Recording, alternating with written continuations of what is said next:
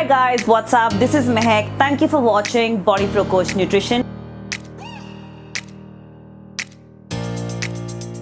Today we're going to be doing my favorite, that is spiced cold brew chia. Let's quickly go and see the ingredients. 1 cup cold brew. To that, ice, 1 teaspoon cinnamon powder,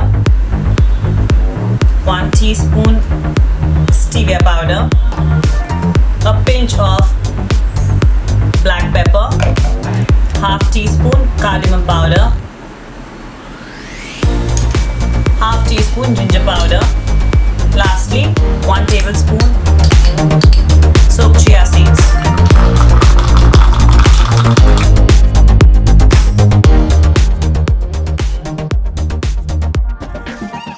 So my all-time favorite spiced cold brew chia is ready.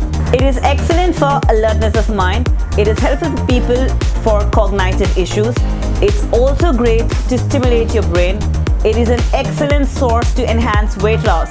That means so many things. Lastly, it's really yummy. You all need to try this. Trust me. Thank you so much for watching my video. Request you to please hit that bell button so that you get information of all our videos.